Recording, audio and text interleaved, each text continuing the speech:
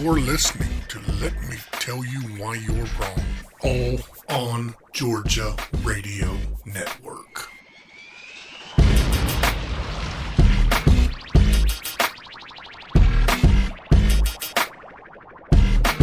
Welcome to episode 35 of the Let Me Tell You Why You're Wrong podcast. With me, as always, Jessica Salaji. Hello.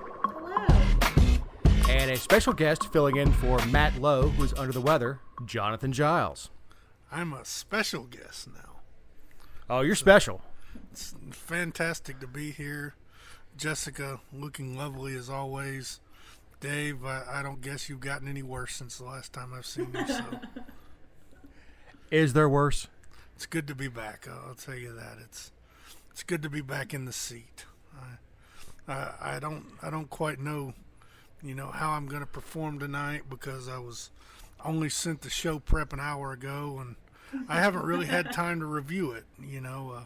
Jessica may say, "Well, how's that different than any other show that you've ever been on?" And she would probably be right, but still, I'm mildly prepared and ready to go. Ready to opine. Well, you've got a leg up on any episode Matt's on. Well, that is true. That is true.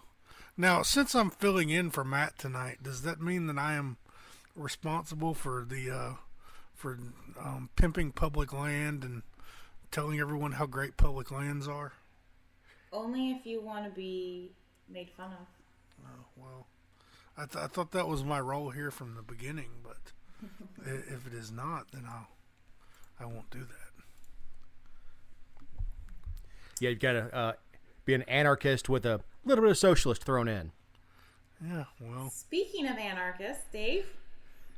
Anarchists, quote unquote, are attacking GOP candidates in Minnesota.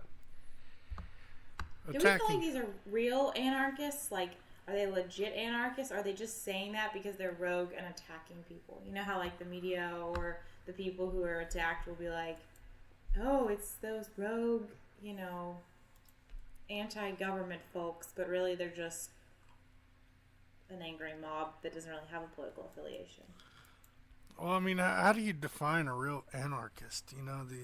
The essence of being an anarchist is that you're basically unlicensed and and I think that that they're probably, because they are attacking GOP candidates, I'm willing to give them more of an anarchist label because you just don't see that when you're dealing with if they were attacking the left, then I don't think that they would be considered anarchists. But this woman, State Rep Sarah Anderson, she looks quite disturbed by the shenanigans in this photo in the article. Well, one of them is quoted saying that he just said he was an anarchist and could do whatever he wants. But I mean, just shouting "I can do whatever I want" doesn't make you an anarchist. Well, I mean, I think that's the Matt Lowe definition of anarchy. Well, a true anarchist would be anti-government, not anti-right or anti-left. These guys, even principled anarchists, right? Right. I mean, I think the media is giving them that name, or they're taking that moniker opposed to being truly a fascist. I mean, a jackbooted thug that's going to attempt to oppress one particular party over the other using violence. Now, the story where this representative gets in her car and attempts to chase him down, not her brightest moment. And I think as I read it, she got punched in the arm. Here in Paulding County, we have been known as the airport people. The county suing itself over the airport we built in the middle of nowhere. It seems that Governor Let's Make a Deal has done just that. He has ostensibly ended the bid to turn our airport commercial and put in a $35 million aviation academy to train aircraft mechanics. The quote in the article is, Deal descended in a state patrol helicopter on Friday morning to announce the 60,000 square foot Chattahoochee Technical College aircraft maintenance training facility. As our expert on Paulding County politics, Jessica, does this allow our little county to heal? I mean, as long as you have that Facebook group, I don't think the county's ever going to heal. Which Facebook group is that? Oh,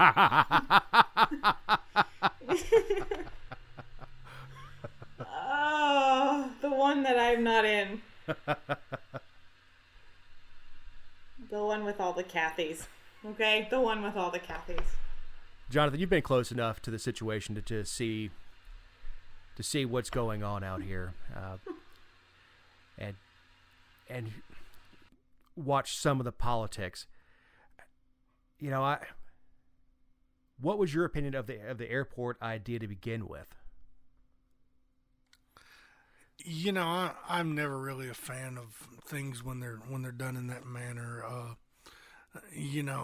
I believe that if an idea is a good idea, then it'll be picked up by private enterprise, private investors. And the way that the airport deal was done, regardless of my feelings on it, there's a lot of backroom shady dealings with the airport. And I never really got too deeply involved in that. Like I was familiar with the broad brush strokes of it, but the really finer points of this happened on X date and here's the video to prove it, and this happened behind closed doors on this date, and blah, blah, blah. I never really got that involved, but I certainly never liked the idea of having a county government basically propping up a private business. So, on that aspect, I never supported it. On the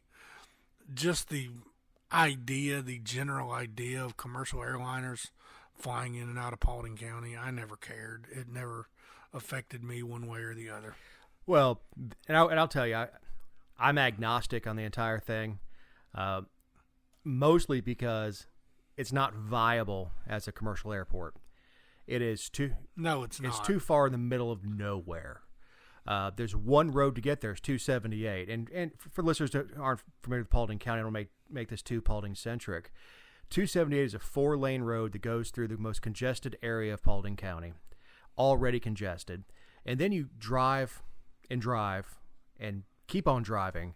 And then when you see a guy shagging a sheep, you turn left, and that's where the airport is. It was never viable. It was never going to have enough commercial flights to really employ anyone. I used to fly in and out of Fayetteville, North Carolina, when I was stationed at Fort Bragg. And the guy who gave you your ticket at the counter was the same guy who put the bags in the plane, then took the ticket back from you to get on the plane, and then ran the tug. So that having a model of a small commercial airport like that doesn't create but a part-time job to do that, and it never was going to bring the promises of economic boom. Yeah, and that's become a much larger issue to growth in that area, because as everybody that's a long-time listener of this show knows, I am a Douglas County guy. I just kind of helped out with Paulding for a while, but and in Douglas we have I-20 that runs straight through the middle of the county, and it's 20 minutes to Atlanta. And so we have a lot of stuff. We have a lot of film production in Douglas County, And Paulding built that airport. They also built the movie studio. The same basic premise, and it's not going to work because exactly like you said, there's no viable way to get there.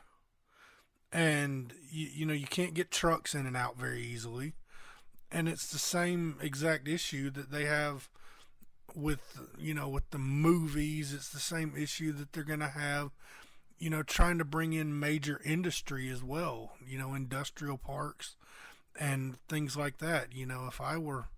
If I were somebody involved in the shipping industry, I'm not going to want to move my headquarters to Paulding County and force all these drivers up 278. It's just a nightmare. Well, absolutely. It's already a nightmare to get through Hiram at noon when everybody's milling about going to lunch. At 5 o'clock when everybody's going home. It's if they want to turn Charlie Brown into a midway field type airport, that makes sense. It's on 285. It's right off of 20. There's several ways to get there, and it's within a short bus ride to transfer passengers.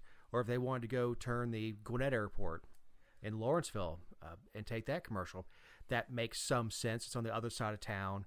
It has 316, has viable roads to get to it. It's not 20 miles on a 4-lane country road heading out towards Rockmart. And I know it's and speaking of Charlie Brown, I'll just throw this out there. I'm very surprised that FedEx or UPS has not snapped that up with its sitting right there at the end of Fulton Industrial. I'm very surprised that one of those two companies hasn't swiped up Charlie Brown and turned it into a FedEx hub. But it'd be a good place for it. I mean, other than the traffic sucks right there, but it does everywhere in Atlanta. Yeah, there may be an aviation expert that will tell us we're both idiots. Like, well, it only has this many linear feet. You can't do that because of this. Whatever reason that is, but Charlie Brown certainly seems to be a much more viable spot for commerce and everything else. And to your point on the movie theater, our movie production out here, we don't have a studio. We have a big building with some small buildings around it. That's not a studio. Going down to Fayetteville, that's a studio. Have you ever actually been inside there? Only to have lunch at the little elementary school the studio bought. And the other thing is you probably it's not really your field. I do a good bit of video production type work professionally now, and I can tell you that Paulding studio, the only thing that it is any good for is if I wanted to shoot a short commercial. There's not enough of anything there for me to do like a large feature film, anything like that. I could do a nice little infomercial for, Ready Knives or something like that there. Set up a little studio audience, have a lady stand up in the back. Will this thing cut a can? Something like that. But that's about the extent of the usefulness of the Paulding movie studio. There's no place to stay. I mean, the closest. I'm a snob.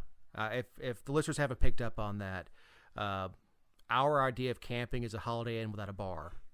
There's no decent place to stay when you get this far out. I mean, the Marietta Country Club is okay, but that's 45 minutes without traffic away. You're going to tell Jennifer Aniston, hey, why don't you go check into the Microtel? And they have filmed a couple things out here. Logistically, Field of Dreams is a work of fiction, not an economic economic model to follow. If you build it, they will come, because they have not. All right, so that's 15. Yeah, Have we crapped on Paulding County enough tonight? That's enough Paulding centric stuff out here. Looks like Joe Arpaio is suing the New York Times. Yeah, this is going to be. There was an opinion piece called, "Well, at least Sheriff Joe isn't going to Congress.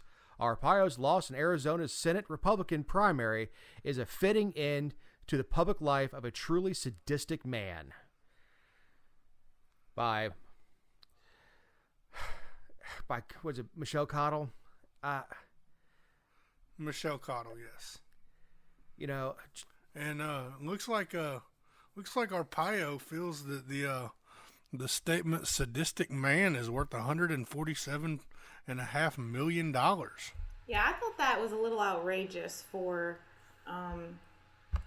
including attorney's fees. Like, that's not going to cover your attorney's fees, bro. Like, your political career wasn't worth that much.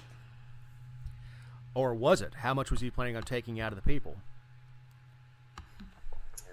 But Jessica, is this a First Amendment issue? It is a First Amendment issue, yeah. And they were clear about it, that it was an opinion. And there's been a lot of rulings in the past about using adjectives and how those adjectives are interpreted as opinion, not fact.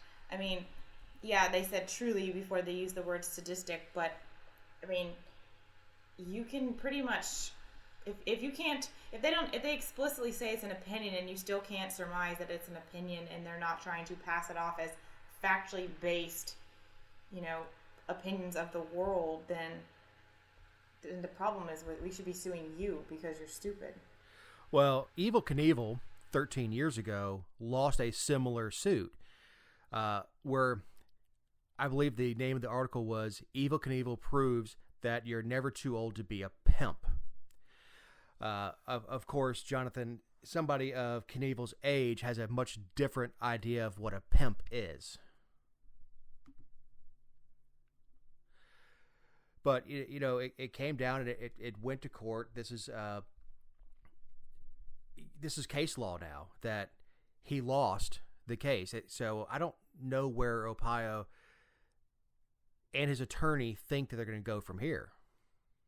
Well, I'd also like to know why they're singling out the Times, because he was staunchly criticized for a very long time for his immigration policies, aligning with Trump, then Trump pardoning him. I mean, he's been in the spotlight for a long time. This isn't the first time that someone said something about him, and I would imagine that some of the alternative sources and the left-wing people have called him much worse. So why this? Why now? Why was this the final straw? And is it because the Times tends to have more money and carry more insurance for things like this? Or, I mean, what is it? Because we know there's more to it.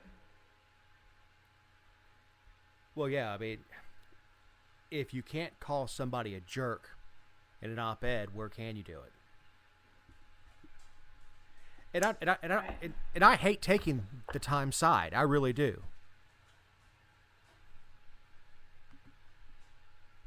Well, they make it hard, but if this is successful, which is one of the concerns with appointments of judges, we could see a move towards judges who align with the way that President Trump thinks in redoing libel and slander and all of that. But if the courts rule in favor of Arpaio, there's going to be a lot of journalists who maybe censor themselves a little, or maybe all collectively just team up to go to FEMA camp together. I'm not sure, but it would change the media dramatically, because, like I said, it's not like this was squeezed into some statistical, dissertation. This was an opinion piece, and an opinion piece is no different than what we all put on Facebook or Twitter or anything else. So, and that was my next point, Jonathan, is if this goes to journalists, and I hate slippery slope arguments, but when would it apply to Twitter, Facebook, the average person being sued for insulting a public figure? Yeah, I mean, you're right there. I'd be in court all the time if that's what was happening. Aren't you already? Just observing. Just observing. This is a great time to remind everyone that these are our views and not those of All on Georgia or any sane, rational person. Getting into the meat of the program, this is a interesting story. In South Fulton, solicitor LaDawn Jones started her vote registration incentive, where she was offering $50 off fines levied against individuals if they would go register and vote. What do we think about this? I've made my opinion very clear.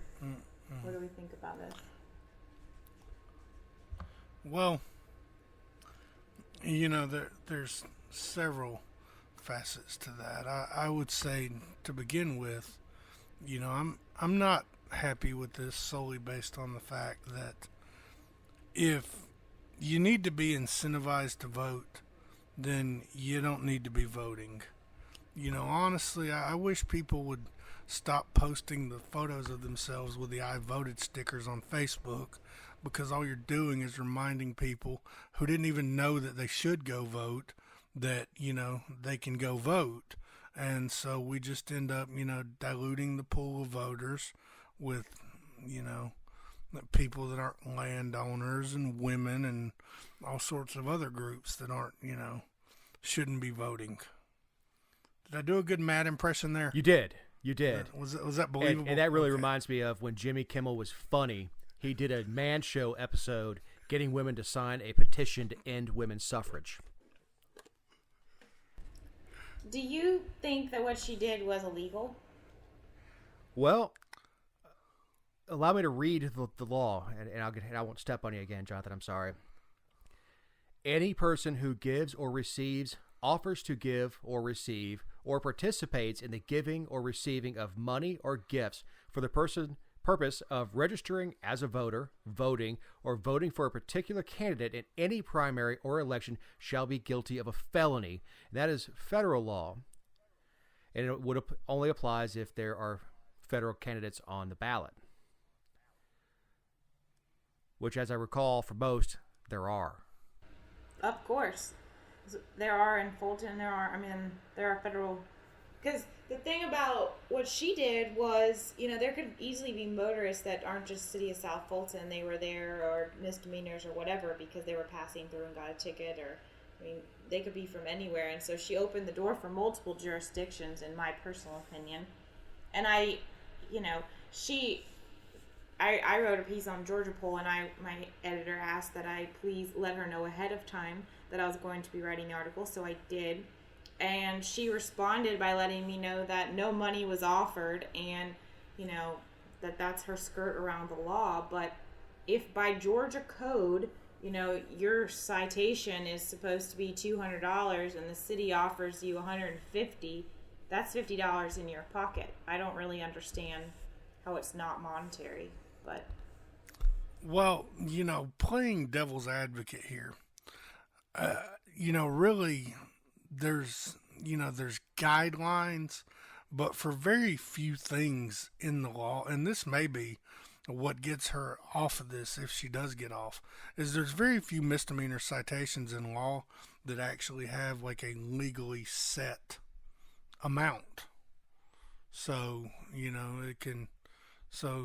that may be the skirt around that it's, nothing of value, is because, the honest truth is, I typically tend to deal with solicitors whenever I get traffic citations, and, most of the time just by calling them up and asking for it, I can get, 10 mile per hour knocked off, and but the difference, $100 off. The difference is that federal law, the law that Dave read is OCGA. If the federal law says that no money has to be offered, like it's just the idea of it that is enough for a commission of a felony at the federal level. And I understand what you're saying, but that would kind of be out the door under the federal prescription of it. Well, yeah. And I'm sorry, you're right. That was official code of Georgia. The thing is, going into a solicitor and saying, look, we're going to save everybody money. You knock 10 miles an hour off. I won't waste the court's time. You get to clear a file off your desk. That's what happens with plea bargaining every day. But to offer a straight quid pro quo to get you to go and register and go and vote, man, that if she's not guilty, she sure feels like it. I mean, it has that icky feel to it. Well, you bring up a good point too, because if you read a lot of the legal opinions, they say had she opened it up to everyone and said, "Hey, in honor of the final day to register to vote, we're offering, everyone gets this, like you're celebrating the day." But as soon as you ask people to prove anything, that's when you get yourself in trouble.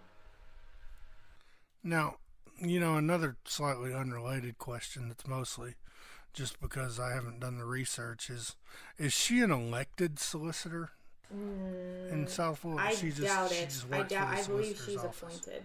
Most municipal. Oh yeah, that's right. That's a municipal. That's not a county. Now, she does know enough to know better. I believe she was a state rep, which doesn't mean she knows anything.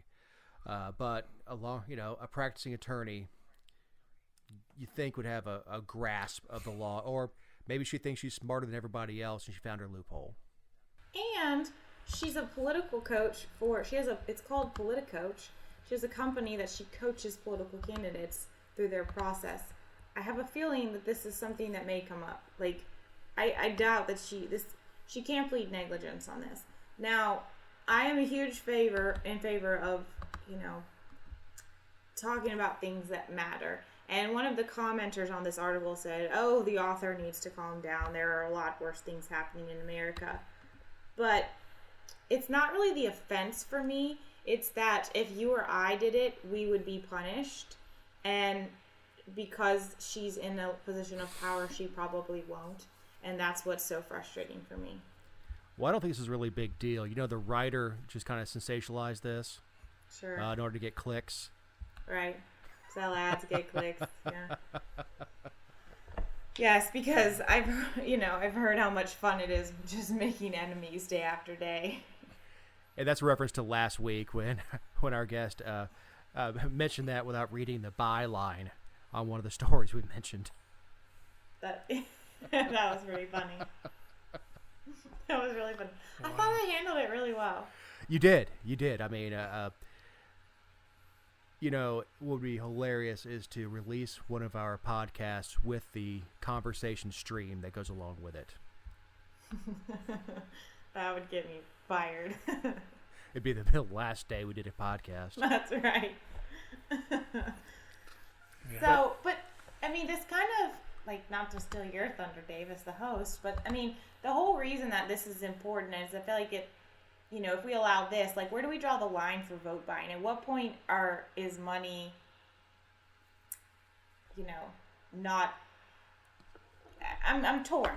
At some point, people are going to do what they want to do. They're going to find a way to pay for votes if they want to pay for votes. If they want to follow the law, they'll follow the law. But, I mean, where do we draw the line of having some ethics and legality in terms of protecting the sacred aspect of our elections? I would start with not offering government money for it. Because that's what she was doing, is offering to reduce the fines that were going to go into Fulton County's budget in order to buy votes. Sure. And a lot of people were outraged at the fact that it was the city of South Fulton, and they were speculating as to who might be benefiting. But to me, that's not as relevant as what actually happened, I guess.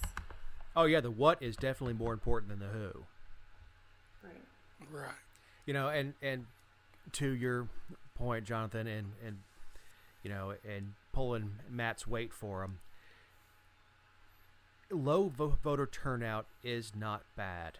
An educated electorate is more important than a high turnout. So if you get a bunch of people who are flipping coins, especially with the amendments in the way they were written, and if you got somebody who's just flipping a coin, going, I don't know, yes or whatever, And I think we've said it here before. It's okay not to vote in a race that you don't know anything about. But I would rather someone bow out than to go and vote and have no idea of what the issues are, or vote based on how many roadsides they see. Right, and that was kind of, behind all the nonsense, that was kind of the seriousness of my point, is that, look, we're already in early voting season right now. If you don't know that we're right now in the early voting time period and that the election is a couple weeks away, then I don't see how you could not know that, but know enough about the candidates to make an informed choice. All you're going to do is go in there and vote down ballot one way or the other, Well, the meme on Facebook told me that Stacey Abrams is the devil incarnate, and Brian Kemp is purposely removing people from the rolls. Makes sense. And a little bit about my background is, when I was in the Army, I did psychological operations. And back in the Stone Ages, when I was doing that, you had to actually work to change people's minds and change their behaviors. Apparently now, as long as you get enough likes on a meme, you can put out whatever nonsense you want because people believe it. So wait, when you say psychological, and you're doing all this work to change people's minds, I'm assuming this is before the days of waterboarding. Oh no, waterboarding existed. That's not. We were a force multiplier. We could take a small element out, make them seem like a really big element. World War II, they used inflatable tanks. As a friend of mine says, Dave used to blow up tanks. No, not with dynamite, with like a bike pump. Nice. Yeah, but part of the training was, and I every once in a while, I'll pick something up that comes across Facebook and just to play with it. It's called a SCAME worksheet, which is source, content, audience, media, and effect. And you kind of analyze a piece of enemy propaganda that way, in that framework, to kind of see what were they going after. And it's stupid stuff that I've pointed out, which is misquoting. This guy started Led Zeppelin, and it's a picture of Getty from Rush, and then started it'd be completely wrong, and see how many people you can get to share it. Take a picture of my dog. If she doesn't get enough likes, she's gonna die. It is the American electorate in gross has dumbed itself down to. We used to have skepticism in this country. Like, you'd read something and your immediate thought would be BS. And let me go figure that out. And yes, and back when I was a kid, you went to the encyclopedia and pulled it out and looked something up. It's unbelievable, the stuff that gets shared, and passed along. And it's even like people that I like, and I'll type something out and I'll delete it because I like that person. But I'll type something completely just awful, chastising them for sharing that, then just delete it, because it at a certain point it becomes just fruitless. Yeah, I was unfriended recently by a guy I've been friends with for quite a while, because he posted some nonsense. It wasn't even some nonsense that I necessarily disagreed with. It was not true. It was false, and I called him out on it, and he got all upset about it, and he unfriended me over it. So yeah, I definitely do understand. It's a sad world, a lot of sensitive people. I don't like to use the term snowflake because generally when I'm in an internet argument with somebody and they call me a snowflake, I automatically deduct 50 IQ points and go from there. Just assume that I'm, talking to an idiot. All right, snowflake. I mean, Jessica, do you have any friends left? Well, yes. They're not on Facebook. That's why they're her friends. I mean, I learned a long time ago that politics is not the place that you make friends. When I first started in the political arena, I really thought that like everyone I met that was nice and wanted to like socialize was a friend. And then an election came around and I was like, okay, guess I learned a valuable lesson, because, you know, there are people who call you a friend until you disagree with them, or, you know, will throw you under the bus the first opportunity they get. And especially being someone who is like so vocal about my opinions, and that's my job, you know, I have found that there are people that you can align yourself with, and, you know, I wish more people would, but I just try to take people not for like at the value of what they offer in terms of agreement, but like, you know when you agree with people and know that it's okay to disagree. I guess that's what's been lost on social media, is that it's not okay to disagree. I mean, Jonathan pointed out that someone was like sharing something was false and they got unfriended. I was recently unfriended because I put on a Facebook excerpt a word that ended in D, ED. I forgot the D, and they said that I was a terrible writer and loose and like all these things with my work. And so, you know, like people are just petty and looking for mistakes. Social media is ruining like actual relationships. So. Well, and we've said it here before, social media removes you from the possibility of being punched in the face. You can hide behind a keyboard and say whatever you want without repercussion. You know, and I was a slow learner. I had to get popped in the mouth a few times before I figured out not to say certain things. I actually got unfriended by a kid I grew up with my entire life. Like, our mothers were pregnant together. Wow. We were born a couple months apart. He's a couple months older than I was. And over, you know, and you've seen my Facebook page. It's mostly full of stupid stuff because I'm a stupid person and I find stupid stuff amusing. But he unfriended me and blocked me. Another guy I grew up with, similar to Jonathan, he put something false out. I said, hey, you need to, you know, this is not exactly accurate, and blocked. I'm like, man, that's awful rough for knowing each other for 40 years.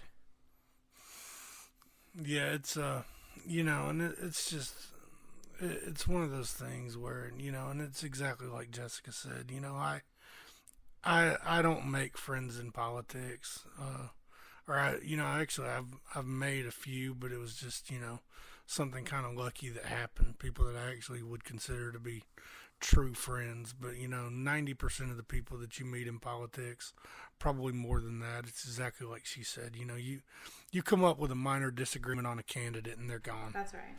And, you know, those people aren't your friends. Never were. Oh, no. And it's crazy when I see it within the same party and they start eating each other over primaries. And they name calling, I mean, just calling into someone's integrity into question because they, and Jessica, you know who I'm talking about, so you do, Jonathan. Calling into question somebody's integrity because they support a different candidate.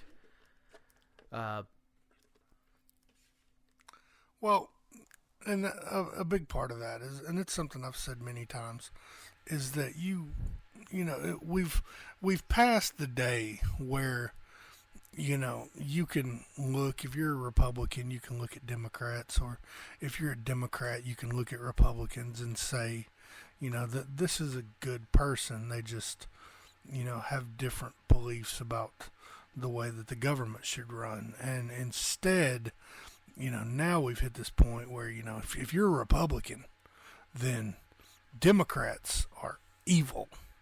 And if you're a Democrat, then Republicans are evil. And, you know, just as a basic life lesson, you know, when you are assuming bad intent in the other person, you're never going to get anywhere in a discussion or a debate.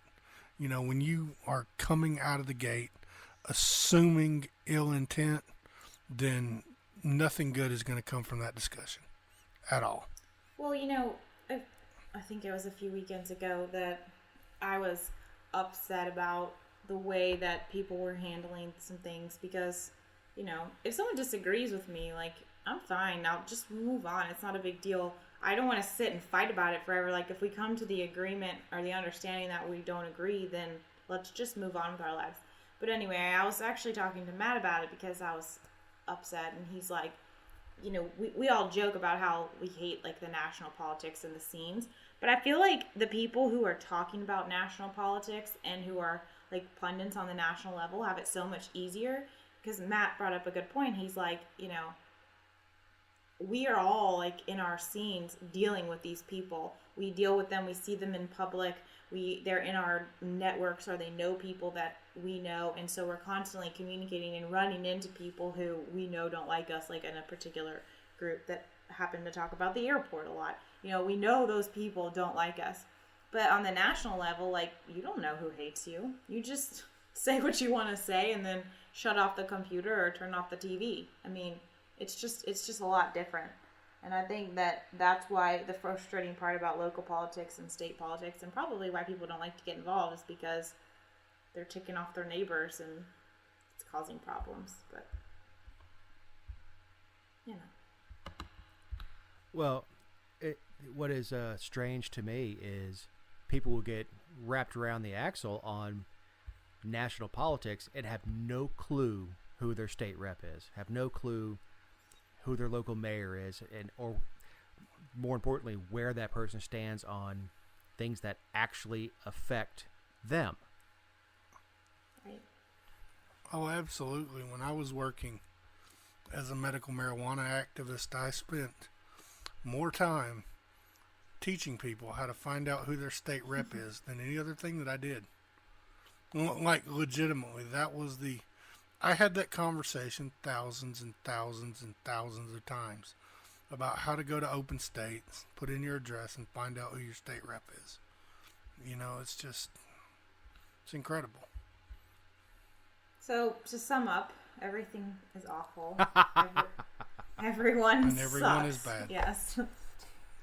So, that's our takeaway for the week. Does anyone have any other closing thoughts? Nope, that's where everything is bad and everyone is awful. Dave? My closing thought, you know, I really don't have anything altruistic. I'm just glad, and I just pray I never have to hear the word Paulding County Airport expansion again. Because every time I hear the two sides, I want to swallow the business end of a shotgun. Yeah, that's, I think that, you know, I should have probably said that when you asked me about the airport, but yeah, you know, one of my big takeaways from the airport is that in the grand scheme of Paulding County, there was about 15 people that really cared one way or the other. And everyone else was just kind of caught in the middle. Well, Matt's not here, but he had his public land panel, and so I'm sure he'll be providing us all kinds of updates the next time. So I'll offer that for the sickling that isn't with us. Yes, vote no on them, or vote yes on Amendment 1.